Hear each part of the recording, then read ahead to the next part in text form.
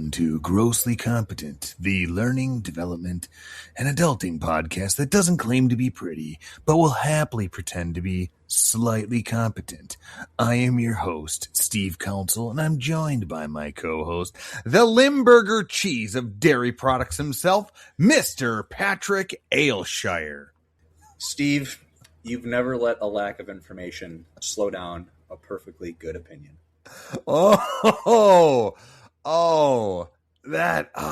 That's nice. Very accurate, by the way, too. I will not let anything get in the way of a terribly good opinion. No, thank you so very much for that one, my man.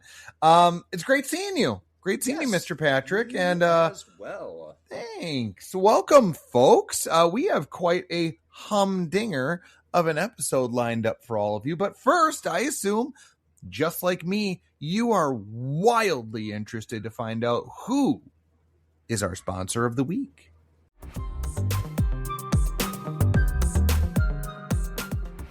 And before I introduce our sponsor, I want to just let everyone know, if you have not ever heard of this sponsor before, you are completely lying to yourself. This episode is sponsored by Push Doors That Should Have Been Pulled. Humbling confident people, one entrance at a time. Nothing reminds you that you're just an average human, like losing a fight with a building. Push doors that should have been pulled. Opening minds. Eventually. Oh, thanks, big push doors that should have been pulled. Is it also fair to put in open doors that shouldn't be locked? Like closet doors in the bathroom? No. Maybe. Very different category. Okay. Different category. Wasn't it a Planet Fitness? I remember you telling me about where someone got locked in the bathroom in a Planet Fitness. Yes. Yeah. Have you met your soul match with them yet? I have to remember where that story came from. I remember telling you, but I don't remember who told me or what. Or maybe I locked myself in Planet Fitness. I don't know. I swear it was in the Milwaukee, Wisconsin area. Yes, so I think I was probably telling someone that I locked myself in the bathroom, and they might have told me about Planet Fitness. So I love it. Was it a news story? Is it something we could actually just look up?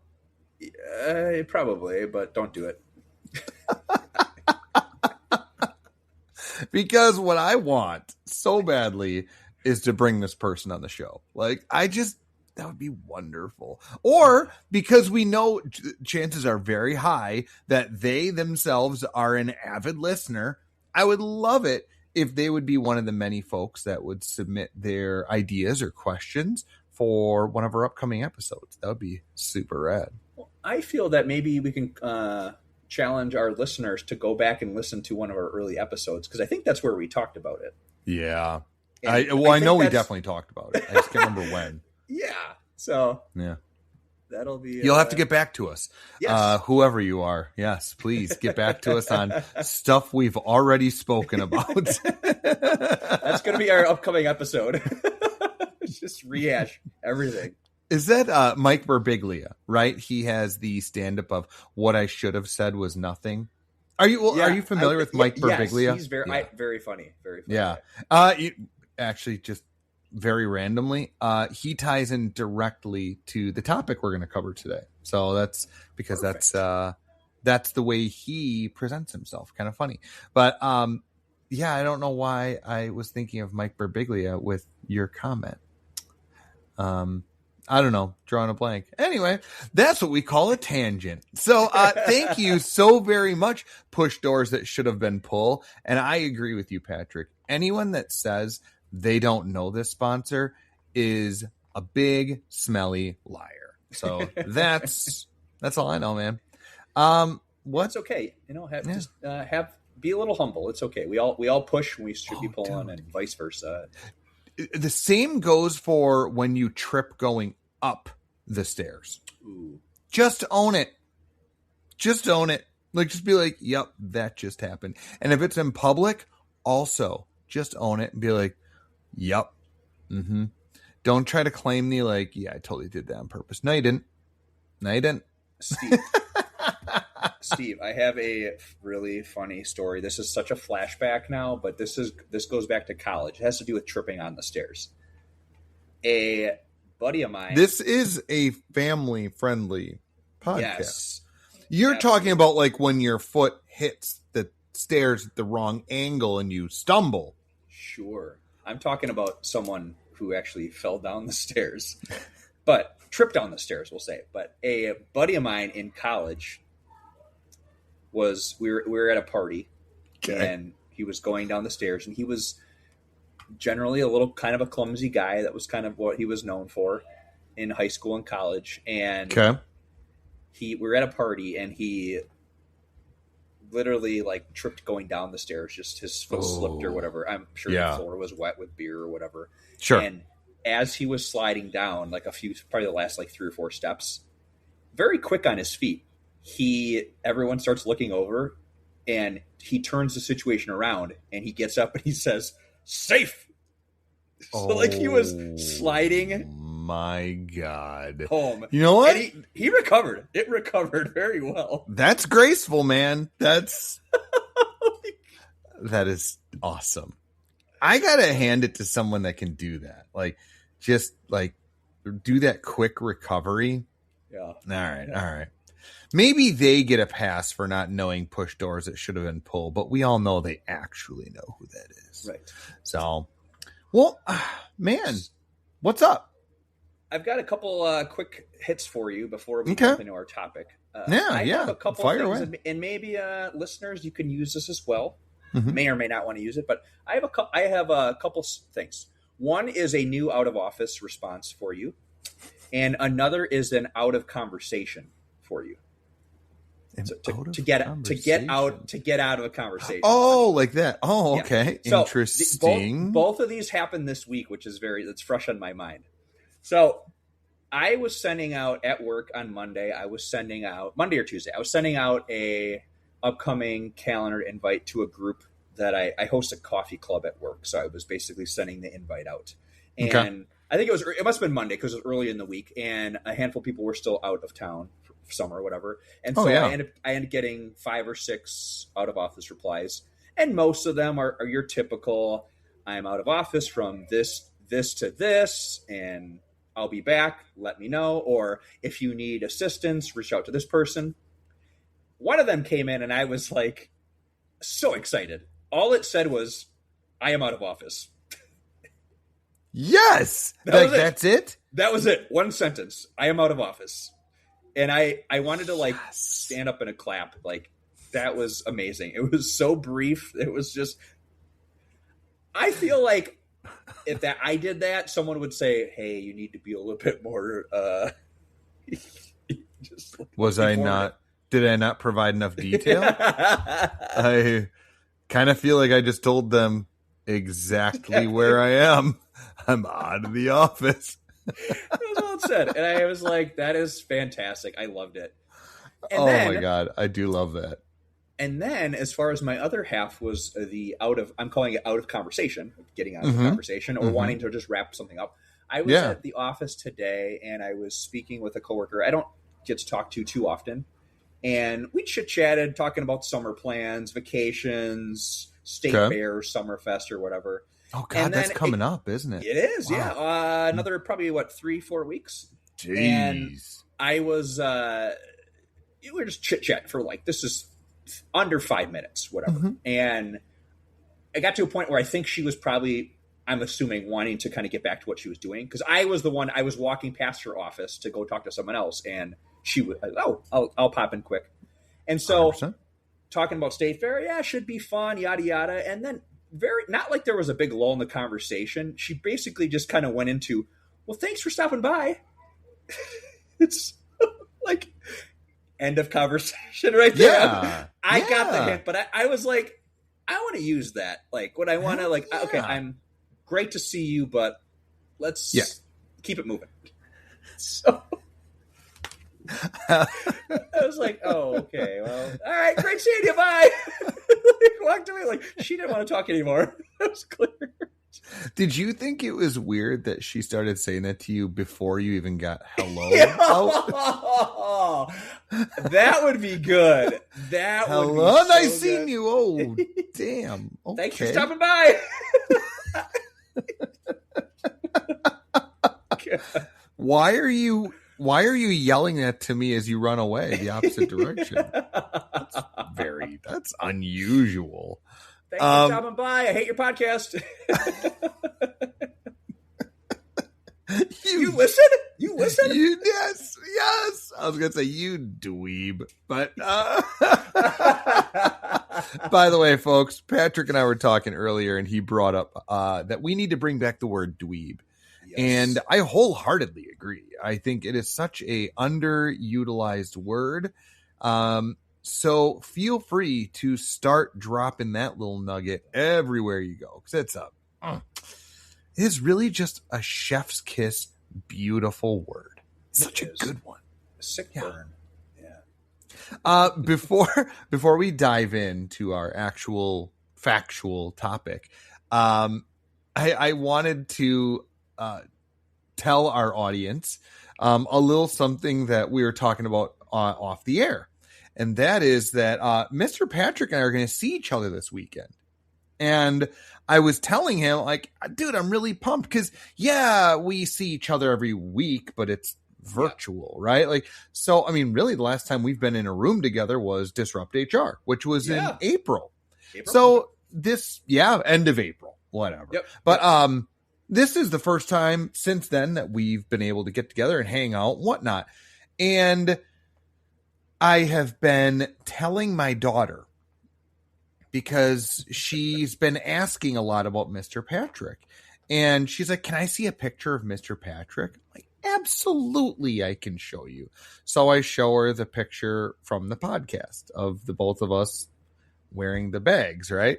She's like, no, Dad. I mean, like, what does he actually look like? I'm like, okay, fine. So then I pull up the picture that I have of you in my phone, which is just a cropped picture of our podcast image.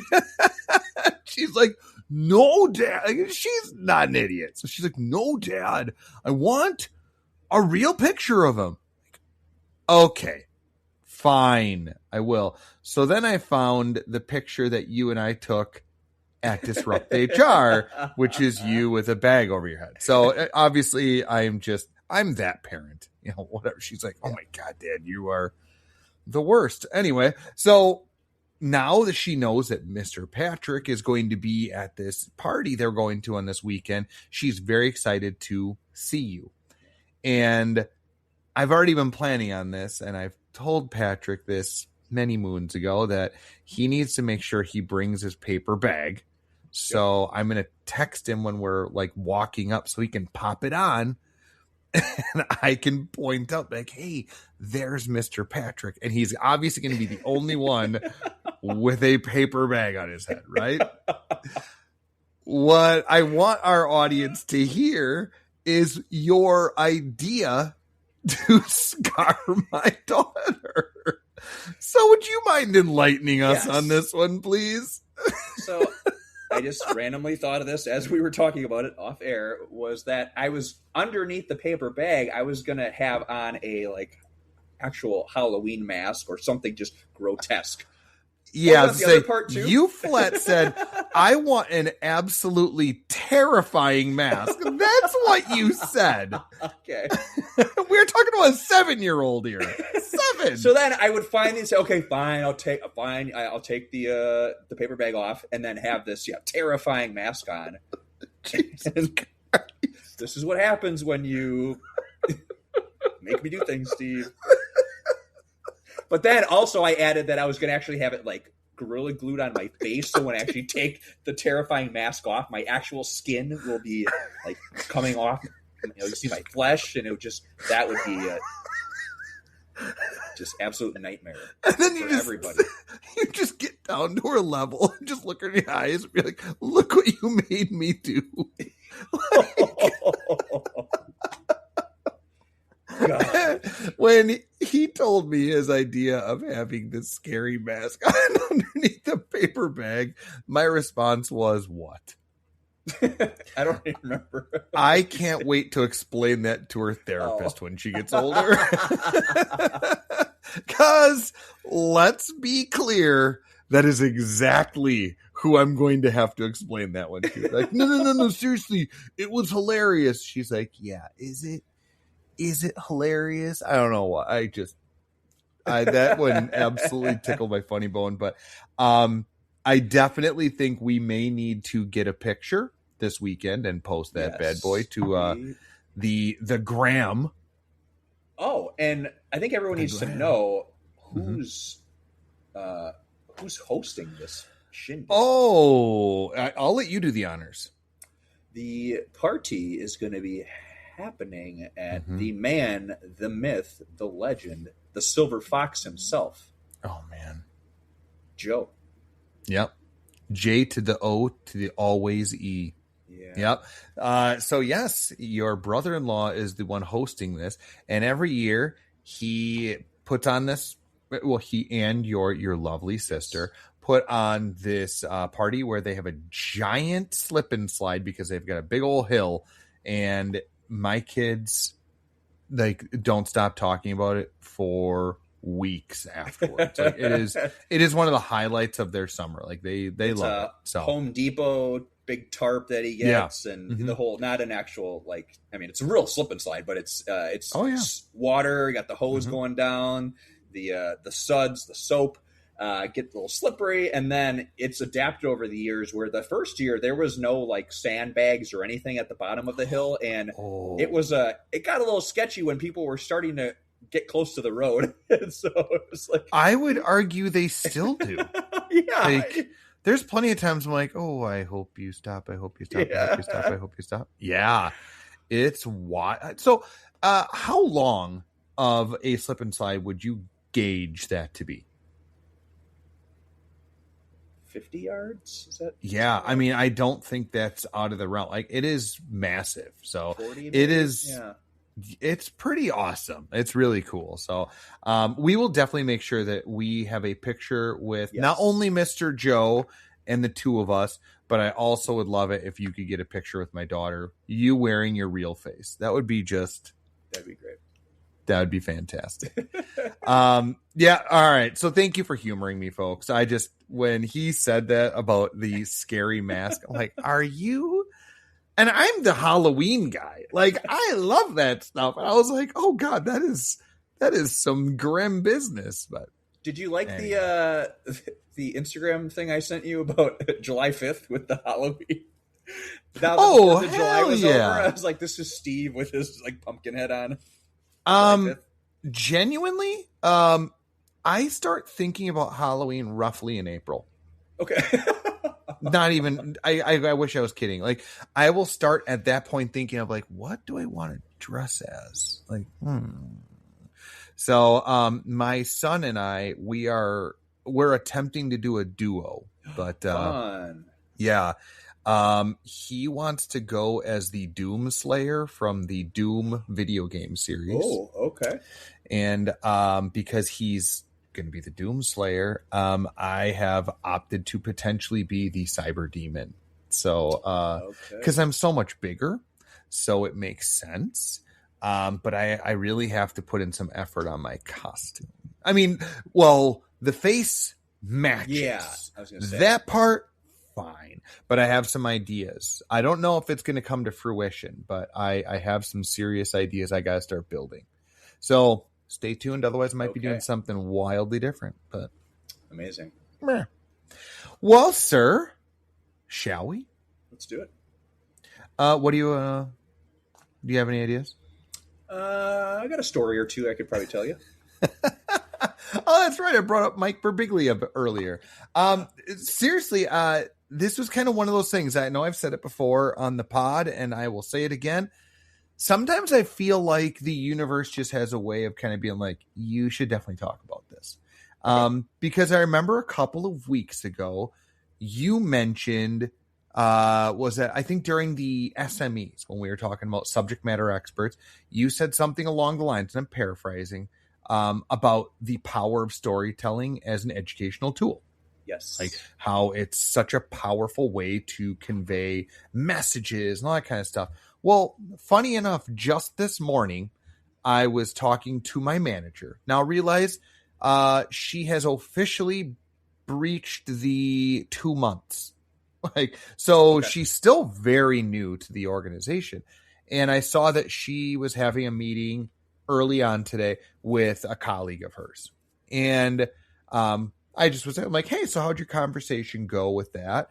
And she told me that the person she was speaking to kind of joked with her and said, man, I feel like this is only the second time we've met up and I dominate the conversation. I'm constantly doing all the talking.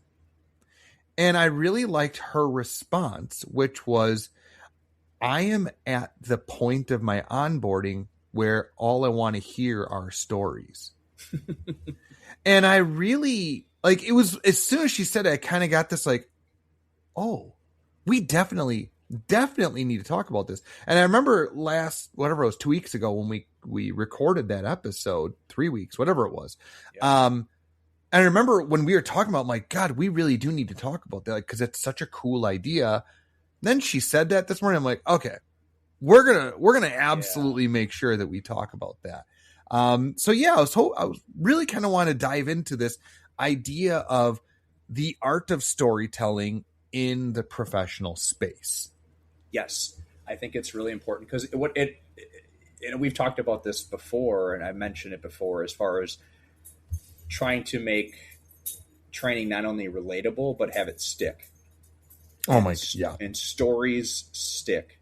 Mm-hmm. Talking about doing a training on something either really exciting or something super dry and boring, like we brought up the other week. Yeah, facts, rules, regulations, guidelines, those aren't always exciting. And if you're just talking about that stuff in training, even though if that's the topic, if you can intertwine a story, some sort of example that's going to be memorable to your audience, that's really going to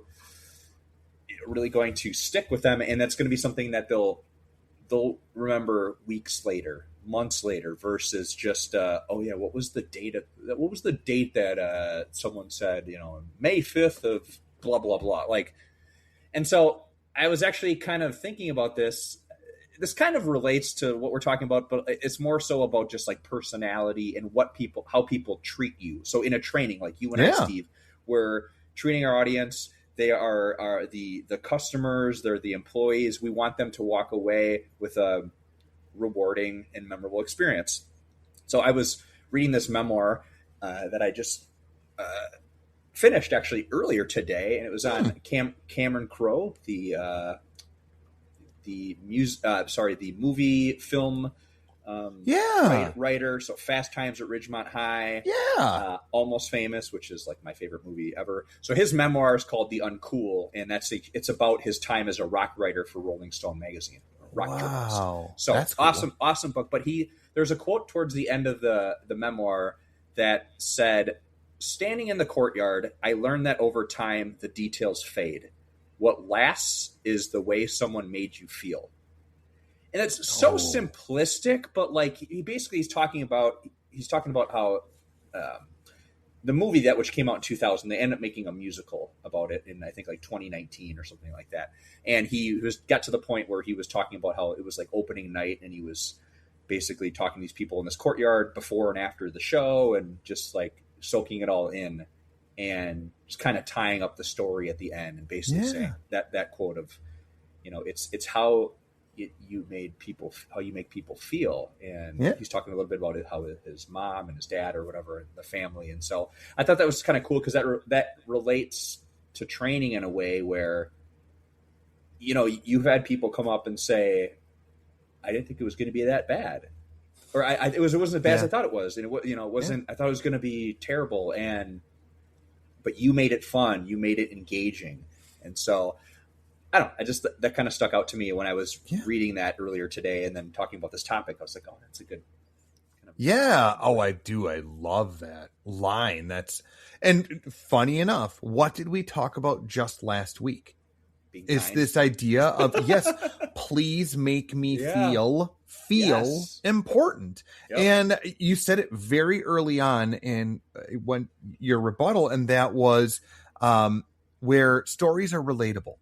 And like, case in point, you and I make fun of each other and ourselves a lot on this, right? Like I just earlier talked about the getting locked in the bathroom thing, right? You tell that story and every single one of us can think of, maybe we haven't locked ourselves in the bathroom, like, because really? we have dignity and self-respect.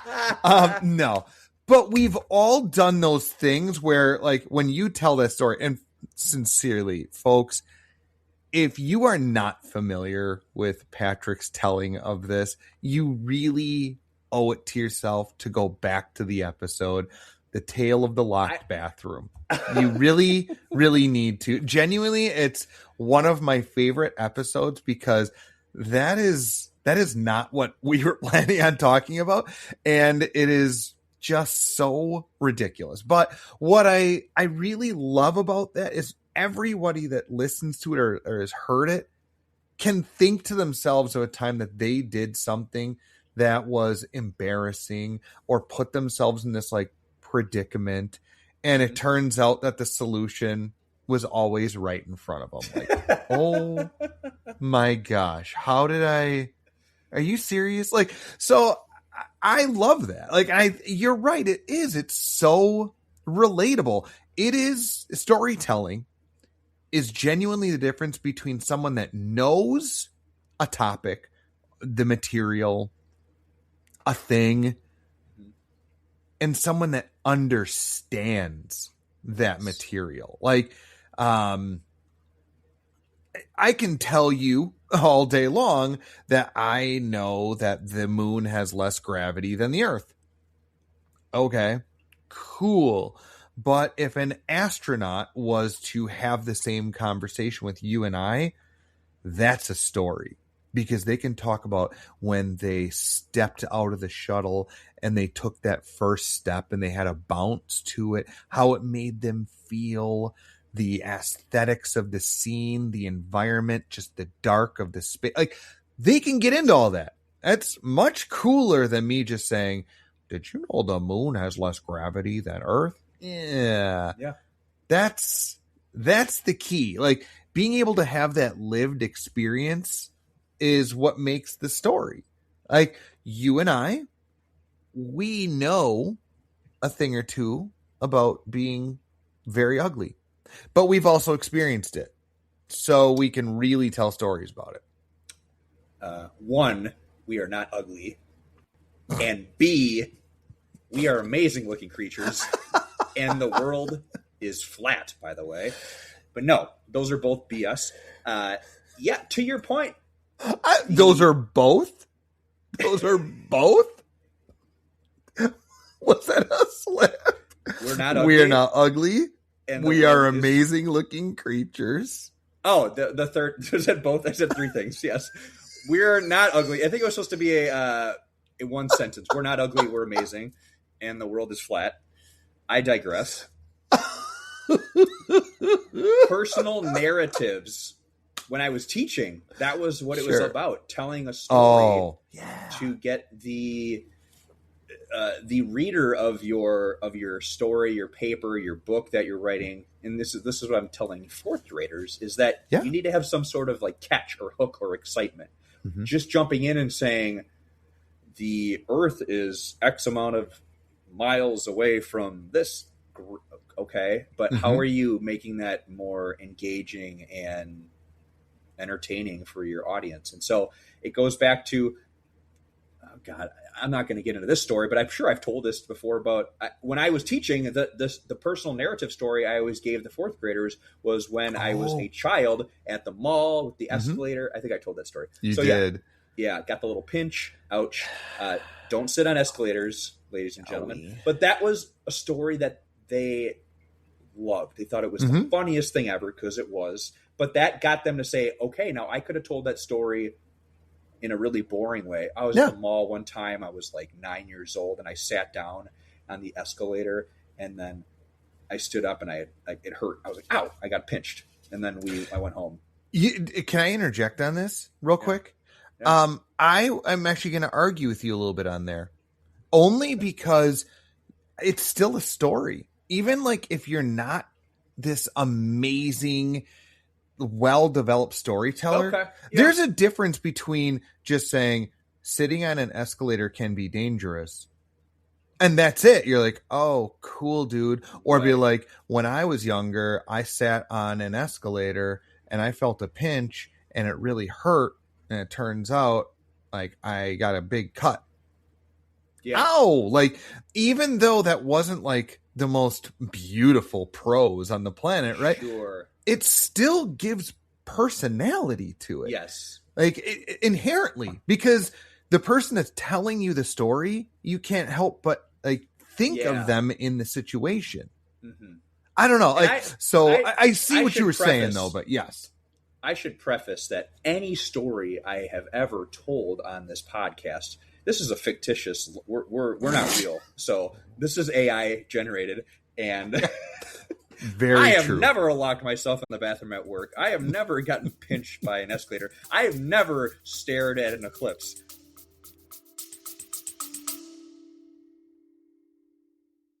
Hey, Uggos. Patrick and I constantly talk about our own mishaps and pains and really just about anything about our adulting lives and workplace. But we'd love to hear your questions for us. So what have you always wanted to ask Patrick and I, but just haven't done yet? To do this, we'll need you to reach out to us. And you can do so by going to our Instagram at grosslycompetent or send us an email, grosslycompetent@gmail.com. We'll pick through and read off our favorites in an upcoming episode.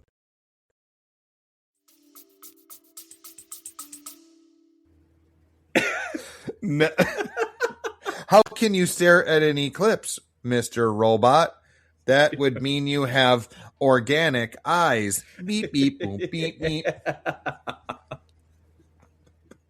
We're going to be on episode 343, and that dude is going to chime in and be like, you still not over that, huh? Like, no. You call this AI, you have to die knowing that you call this AI. Like, my goodness. What a dweeb. No, we love you, all of our listeners. We do. Even the ones that think that we are robots and we drink gasoline. But back to your point, though. Yes, I was getting in my teacher mode of like, we got to make this exciting. But no, you're right. Any story that can put a picture in someone's mind versus just, again, the dry facts, the dry statistics, that it's only going to go so far. Yeah. So I love that. It is. I have found that, especially being in learning and development, right? We work with a lot of different people across organizations. Like, you work with frontline, you work with middle management, you work with executives, like you work with all of them. What I have found in my many, many moons of doing this is that the individuals that can tell a story or have the stories, they're the ones that you really need to pay attention to.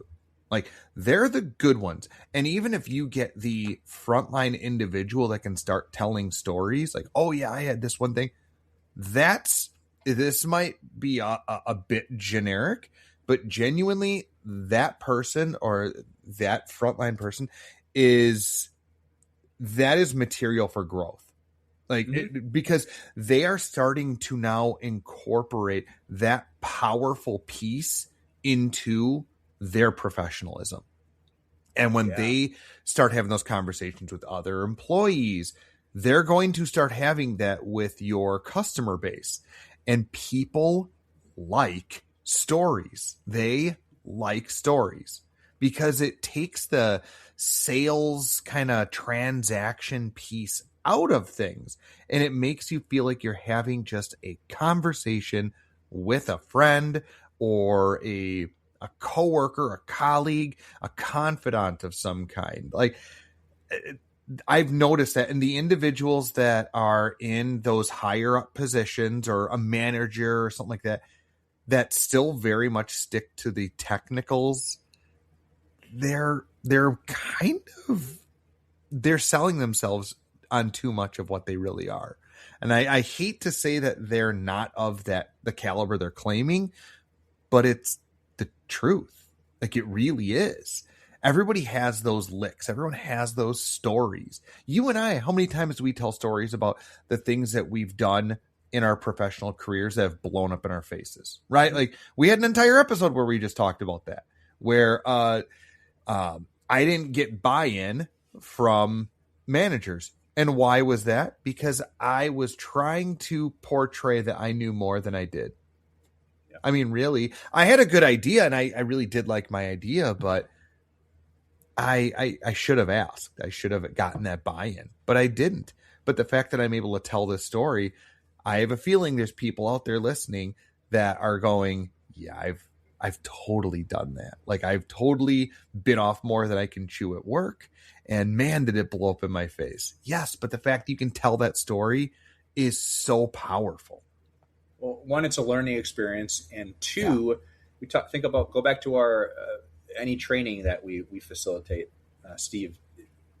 Mm-hmm. When it's not only us telling the stories, and it's not us standing up there just going slide deck to slide to slide to slide with information. We're doing breakout sessions, small group discussions. That's where people start to talk with one another. And maybe you don't get to every single person, but it's typically, let's say you've got a room of 25 and you've got 5 or 6 groups. Okay. And they're all chatting during one prompt or whatever. And then it's like, hey, let's go around the room and share. And those are where the stories come out. People are learning from one another. It doesn't have to be the most enlightening thing ever, but it's those examples of what a prompt that you might ask, how does this material relate to struggles at work? And then you get 4 or 5 different groups talking about all different things. And then you start to share that. And then the ideas bounce off another. And then you make it a learning example. Awesome. So, I think it's not just it has to be a trainer or a facilitator being the one. Mm-hmm. If you can get people, and maybe like you mentioned, those executive levels or those leaders that don't do a lot of that, to say, hey, like, people learn best when, I keep saying the word engagement, but like when they're engaged, when they're actively participating. Completely.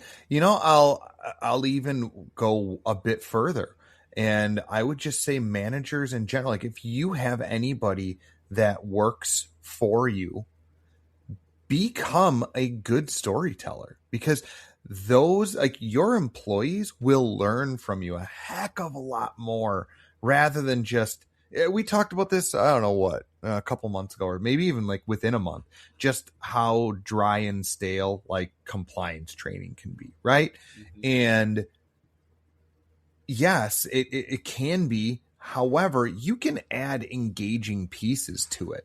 Maybe of an incident that can explain something a bit more, like, this is why we do this.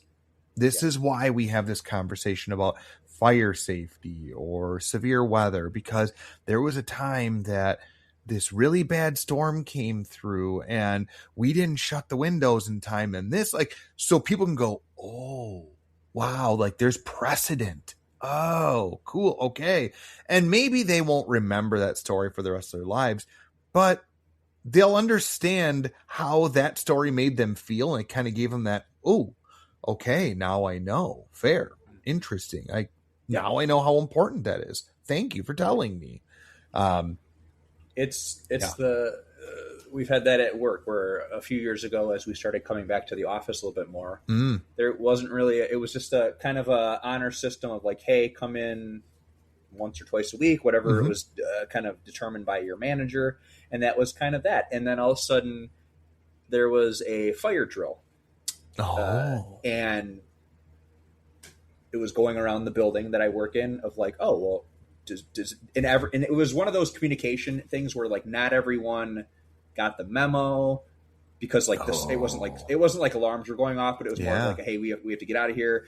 And they were like, oh, we should probably figure out who's in the building, or who's in the HR suite. And so starting that next week, it was okay. Outlook calendar. When you're in the office, you have to add to the calendar that you're in the office, so we know who's in the building in case there is an emergency. So something like that, a little story like that to say, like, why are we doing this? Well, because it's protocol. No, it's hey, if there is an emergency, we want to make sure that we know that when we get outside that it's like with elementary students, you do the fire drills, you keep track of who's absolutely who's who. Yes. And you have to. I will tell you, I worked for a principal, sneaky little guy.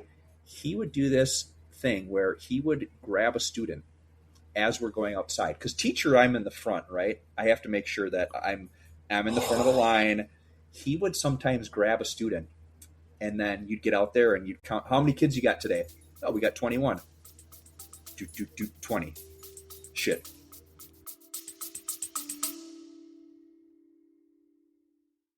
Hey, friends. We love doing this, and if you like what you're hearing and want to support the show, here are the best ways possible. Subscribe, follow, and give a 5-star review on Apple Podcasts, Spotify, or anywhere you get your podcasts.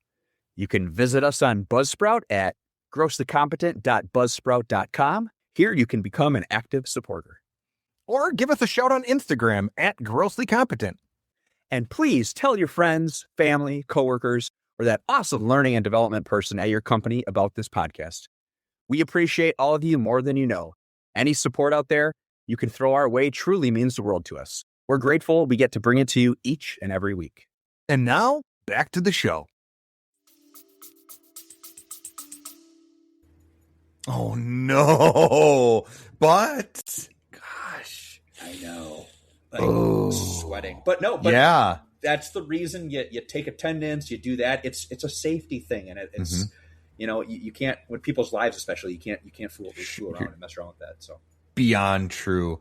And that's a great example once again of being able to take those personal anecdotes, right? Like those personal stories, and put them into a context that other people can relate to. I mean, you said it earlier, and I think that's exactly why stories are so awesome, not just for learning and development. Like, sincerely, yes, we're a learning and development podcast. We're going to talk about learning and development. But for all aspects of professionalism, it really helps. Let's say you're in IT and you're trying to explain something that you know is going over somebody's head. Try to figure out a story for that person to understand, right? Like, you don't click on this link because it's a virus, dummy. Like, don't do that. Well, it has my name on it. Like, okay. You know how sometimes you'll get those things in the mail and you open it like, well, this is junk mail. Yes. This is basically the computerized version of that. Yeah. Oh, like, so they can start to grasp it a little bit. Like, it's kind of that whole explain like I'm 5, but in this case, you're just trying to explain it in a way that's relatable. Yeah. That's a good example. To tie it in to maybe the environment of where people are, kind of meet them where they are in a way. Yeah. They aren't maybe going to understand some of the info that you have to go over, but how can you make it a little easier? And if it is like over their head a little bit, you have to dumb it down, not in a way where it makes sense, but also you're getting the content through to them. So this is the way my brain works. Do you remember the movie Road Trip? I believe it came out in like the early 2000s. Boston. It had Boston. Austin, Massachusetts. Did you mean Boston? Yes, that's what I said. So, folks, if you're not familiar, this is a Tom Green vehicle. Yes. It is enough said. Yeah, it's a very interesting film. There's a scene where it's a bunch of college guys, right? They take a road trip, and one of the individuals that's on this road trip is talking about how he is going to fail a philosophy class because he just can't grasp it. And one of the individuals that's on the bus that they're taking is like, oh, I can teach you that. And of course, it's very montagey, right? Like, oh, yeah, you just give me 3 hours and I can teach you everything. Nah. But anyways, it's a movie, right? But the way that the smarter guy teaches this other person about philosophy is he says, you really like pro wrestling, don't you? He's like, yes. And the scene kind of blurs out and then it blurs back to them pulling onto campus. And the guy is running out and he's like, wait, hold on. So Socrates was like Vince McMahon, right? He's like, you've got it, buddy. And he's like, runs to go take his exam. Obviously ridiculous. But I still remember that bit because I do genuinely believe that you can kind of teach people that way. Like if you give them something and you kind of create that like tit for tat kind of a thing, they can start to really place the images in their head and build that narrative on their own. It's kind of a neat little trick, if you will. So, but it's really tough. It is not one size fits all. And I would love to sit in a class that teaches philosophy that does it through the lens of WWE. That would be wild. I would be very interested to hear how that would go. But there is actually, I do real quick. I promise I won't make this super long. Speaking of movies, this kind of sprung to my mind. I remember in my pest control days, when I would teach new hires, I did not like teaching the technicals. And I was very upfront about that. I was not there to talk about, so an ant has 6 legs and each leg's name. I was not going to get into, can you name the different specific part? Nope, I really did not. I was very basic on that. What I did was I tried to push the idea for pest control was always the pest never lies. Meaning, if you come across a specific pest in a specific environment, it tells you a story.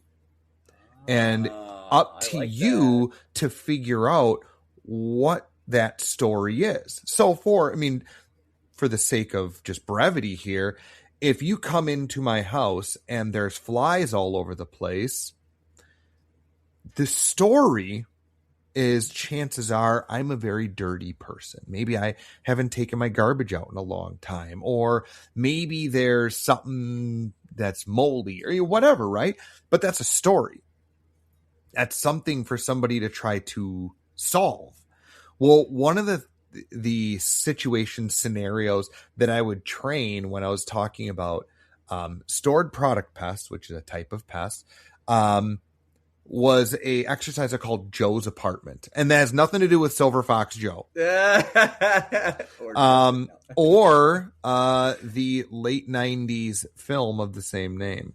Oh. Chalk it up. Which also featured pests. Anyway, so the premise of the exercise was kind of like a choose your own adventure thing. Like I had a whiteboard.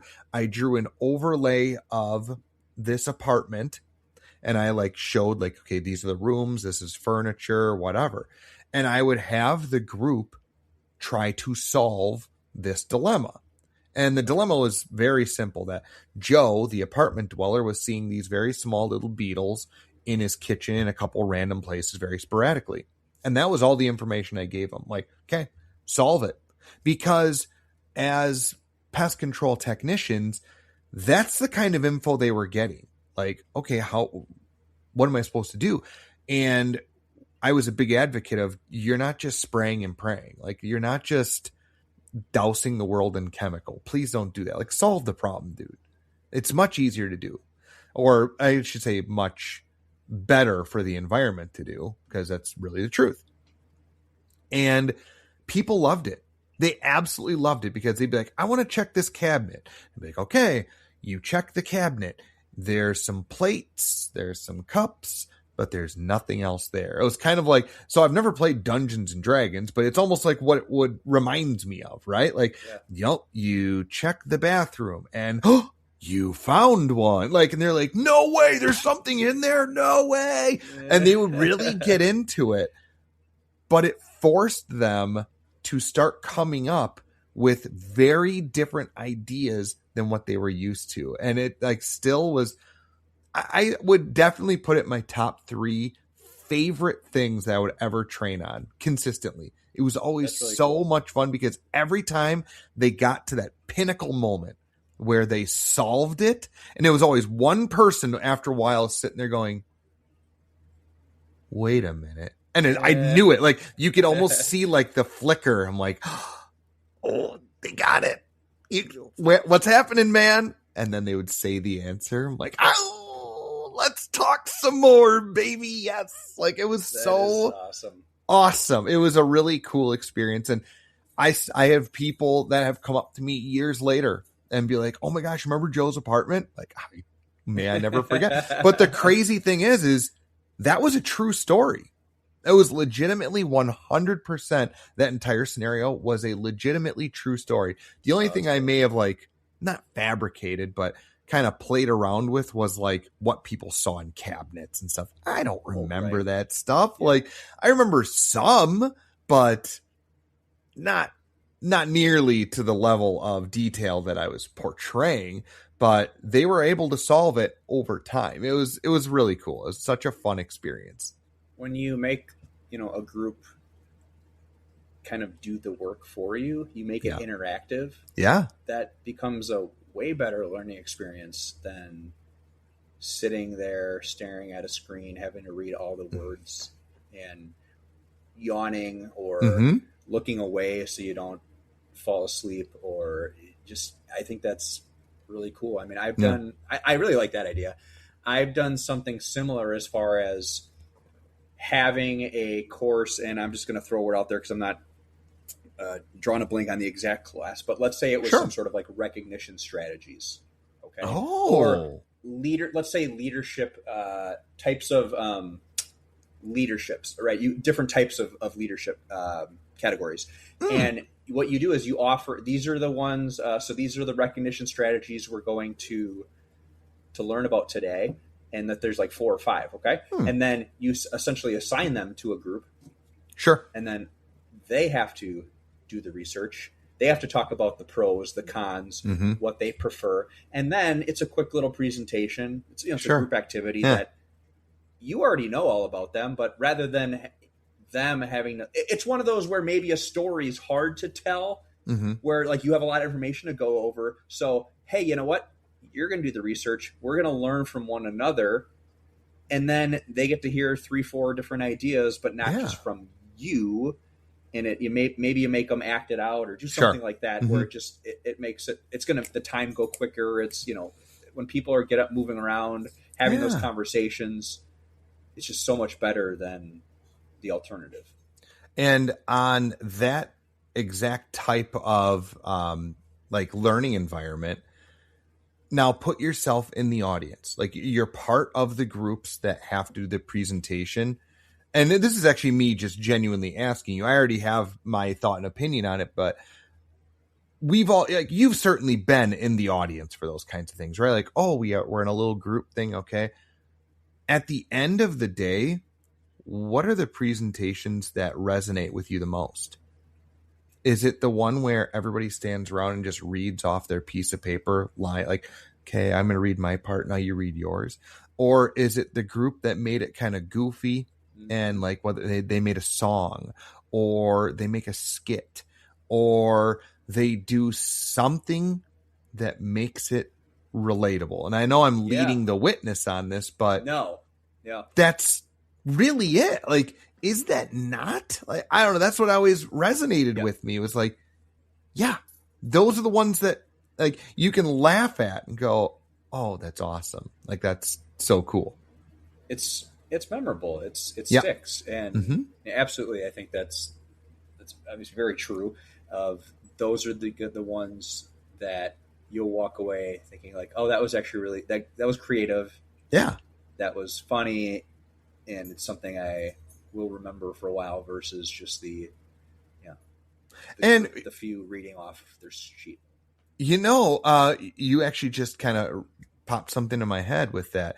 And let's just say you would tell the escalator story to third graders, correct? Third or fourth, yeah. Third, fourth grade. Don't matter, right? And when is the last time you had that class? 10 plus years ago? 15? About 10. Okay. Yep. Okay. So let's just say you happen to run in to one of your former students, right? Like, and somehow they're like, oh my gosh, Mr. Ailshire. And you guys have this really nice conversation. And you bring up like, yeah, do you remember when I told the story about the escalator? Maybe they don't remember. And that's fine. You're 9 years old, whatever. But if they do, what happens in that situation is they remember how they felt hearing it the first time. And it's that, oh yeah. And you hit the pinch and oh my gosh, and we thought it was so funny. Like that puts them right back into that place. And when you're teaching somebody something, whether you're in learning and development or you're in sales or you're a manager, but you tell that story and you get them to like, oh my gosh, that's right. I forgot about that. They now remember all of those feelings that came associated with it. And they'll start to remember it all over again. Yeah. Like it's such a way better than just saying, do you remember reading that story in that textbook? Yeah. No. People most people remember novels because of the way it made them feel, what they took away from it, how they saw themselves in it. Like that's what they like.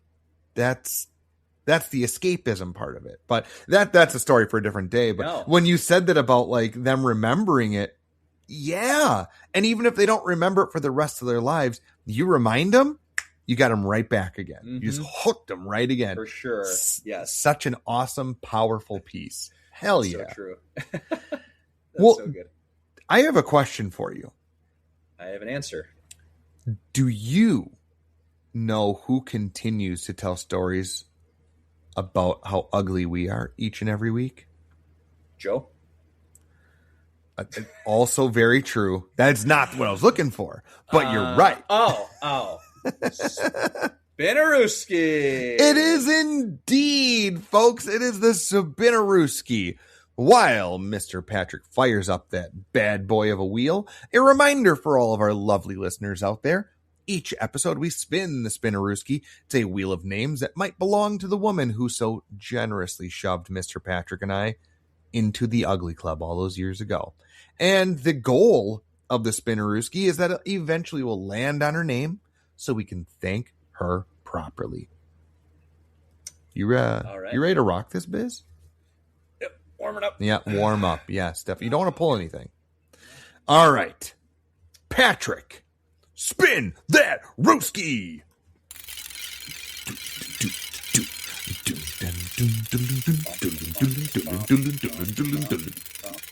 Ready? Yeah. Nova. Whoa. Nova. Nova, like Nova Scotia. I actually did not know that was a woman's name. It is. Well, Nova, my goodness, thank you so very much. I also believe Nova is no go in Spanish. Isn't that correct? Oh, sure. So maybe it was a Nova because it was a no-go for you and I. Oh. So there is that. Yeah. Yep. Which is fine because I was in the throes of dating my lovely now wife. So Nova, thank you so much for living rent-free in our heads. Don't go anywhere. You like what I did? No go, don't go. So thank you very much, Nova. You're one of a kind. Nova, we appreciate you, even if you shoved us all the way across the universe. We appreciate you, And Wow. She's got some power. She's like Thanos. Got the Infinity Gauntlet. Just nerd. Anyway, yeah, man. Thanks. Should we do some shout outs? Yes, we should. Okay. Do you want to start us off? Do you have anything? I've got a shout out. Yes. My Fire it shout up. out this week is for Black & Decker. Just kidding. They've been thanked enough. I was going to see if you could spit out your drink. I truly want to give a shout out. I spent a lot of time this week after work hours out at my pool. Nice. I have a apartment pool. It's a huge amenity that we have. And I want to give a shout out to the lifeguards. So it is mandated by the city that we have lifeguards for this pool just because of the size of it. And so these lifeguards, obviously it's a paid position, but really the pool, we couldn't have it open if we didn't have lifeguards. So some of them obviously are like either they're college students or they're teachers. They're off where they're able to work because the pool is open 10 a.m. to 10 p.m. And usually there's, a few different shifts. So you have maybe 2 or 3 lifeguards per day. And then there's a woman that is a working professional. She's essentially the organizer. So she works a lot. She'll work either nights or weekends. Sure. She's kind of like the head lifeguard, and she puts all the schedules together. We do like a summer party one of the nights. They pick a theme or whatever. So it's just, it's a cool place to be. And I want to just thank them because, without them, all hundreds of residents that live here wouldn't be able to enjoy the pool. And they keep it, there's a lot of pool rules, but they do that for safety and just to keep it, everyone to be able to enjoy it themselves without, feeling like they're at a MTV Beach House during spring break. Oh boy. That's a callback. Wow. Yeah. Not only are they doing all of you a massive service, but and it's so easy to be like, oh, how hard can it be just to sit outside all day? I don't know, man. It's like 95 and muggy, like really humid. So it's not like, this is so relaxing. And plus you have to be on alert and everything else. So I agree with you. They deserve that shout out. So thank you, lifeguards, for Mr. Patrick's apartment complex. Yeah. My shout out goes out to our new listeners. I've seen that we've had some new locations pop up, which is really cool. It is always fun to see the different names of places. Like, oh wow, that's so just fascinating to me. And I hope you continue to listen. I hope we can offer you something that you get to walk away and feel like you learned something, or you get to walk away and make fun of us, whatever you want to do. That's fair. I did, because I started seeing more of these places popping up, I did enable fan mail. Again, I took it off because I felt like it wasn't really doing much. But I did enable it again. So if you're a new listener, feel free to drop a line and say hi. You can actually leave a voicemail if you want. It's completely up to you. Yeah, it's wild. But we'd love to hear from you. So please send us your hellos, send us what you love, and don't worry about sending us what you hate because we won't listen anyway. So no, that was awesome, man. That was great. Well, I'm looking forward to seeing you this weekend in 2 days. 2 days Likewise. We get to see each other. Yeah. And next week when we come back to doing this, we can talk and regale our audience of all of our amazing adventures. Oh, it's going to be fantastic. Well, should we shut this puppy down? Let's do it. All right, man. Uggos out there, we love you. That's it for this episode. We're going to see you next time. Thanks, all.